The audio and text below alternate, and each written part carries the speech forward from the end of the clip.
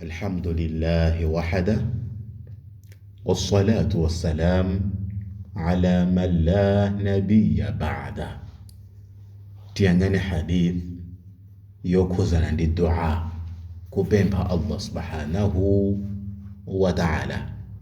Tabwande hadithi mozi yoka ya Abu Hurairata radhiyallahu anhu, yomwe mtumiki sallallahu alayhi wasallam akulankhula kunena kuti ud'u Allah, pemphani Allah, muzipanga madua kupempha Allah subhanahu wa ta'ala, wa antum muqinuna bil ijaba, inuyo muli ndi chikhulupiriro chonena kuti Allah akuyankhani.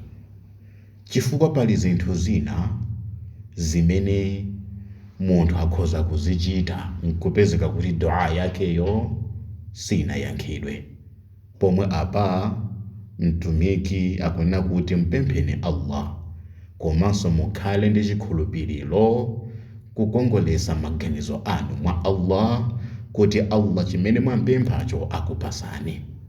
Kenako akutifotokozera mtumiki sallallahu alayhi wasallama kunena kuti wa'lamu, dziwani kunena kuti anna Allah, ndithudi Allah, la yastajibu du'aan min qalbin ghafilin lahin, kuti Allah subhanahu wa ta'ala sayankha dua kuchokera mu mtima uja wa munthu yemwe ali oziyiwala, yemwe ali osalabada, yemwe mwina sakhozeka ndithu akamapanga mwina chinthu cholakwika. Example, inuyo mchitidwe wanu ngwakuba, kukhalira kuba basi, mwina mukugwira ntchito kaya mmashopu muja nkumaba zinthu nkumakagulitsa kunja, kapena mwina kuba ndalama kumene nkumatumizira makolo anu kuti azidya.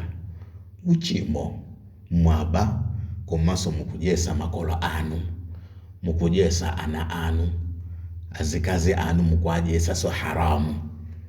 Ndi uchimo wa mtundu wanje umenewo. Choncho kumapita pamaso pa Allah kupempha iyeso kuti mwina akudaliseni pokupasani china chake. Dziwani kunena kuti Allah subhanahu wa ta'ala sayankha dua ya munthu yemwe ali oziyiwala, ya munthu yemwe ali osalabada, yemwe ali wa careless. Inuyo mchitidwe wanu ngwachigololo opanga zina, kukhalira kutenga ndalama kumahonga azimayi ndi cholinga choti mwina mzigona nawo limodzi.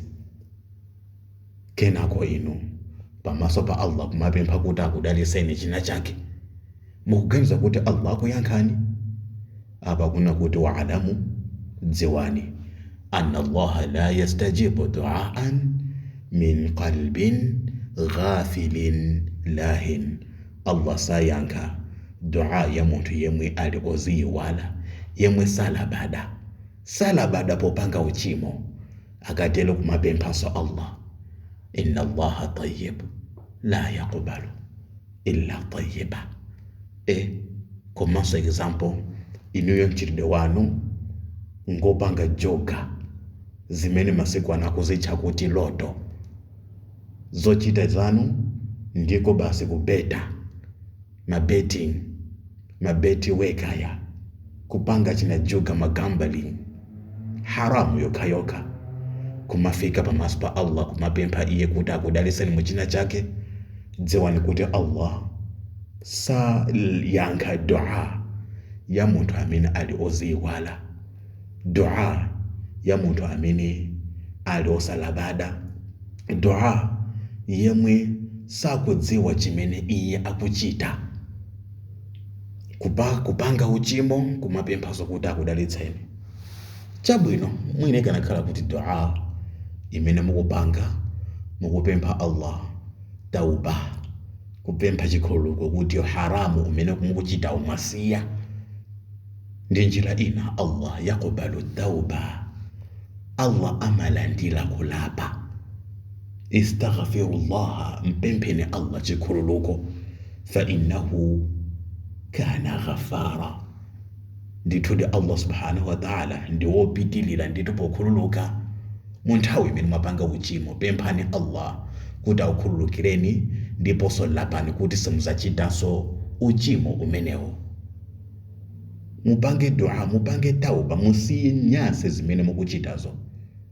Kukhalira kudyesa makolo anu, haramu, ndalama zochokera kujuga, ndalama zakuba, ndalama zimene mukubela mabwana anu m'mashopu, ndalama zimene mukupanga za haramu kapena mwina mukupanga uhule kumene, ndalama kumamangira manyumba, nyumbayo muzikagona uharamu cha haramu. Kugona chinyumba chimene mwachikhonza ndi haramu pakana pamene muzamalilire muli chinyumba cha haramu, mukuganiza bwanji? Dziwani kunena kuti anna Allah, kuti Allah subhanahu wa ta'ala la yastajibu du'aan, sayankha dua ya munthu amene ghafilin lahin, yemwe ali oziyiwala, sakudziwa chimene yakuchita.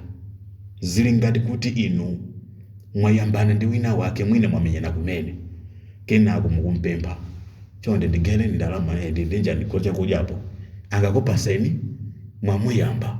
Choncho Allah subhanahu wa ta'ala waleta kuti maisir, juga, gambling za beti zimene za haram, walesa sara kukuba kumene kuti haram, walesa zina zikupanga zina imene ndi haram, waleta Allah subhanahu wa ta'ala waleta nditu za haram zambirimbiri. Choncho inu khalira basi kumwamowa, osapanga toba komwe mwamamowa kudzuka mucho mukosamba kumzikiti mukatera kumupempha Allah kuti akudaliseni akupaseni kachina chake za dunia. Pangani tauba, mulape kwa Allah. Allah to ali ready polandira kulapa kwanu.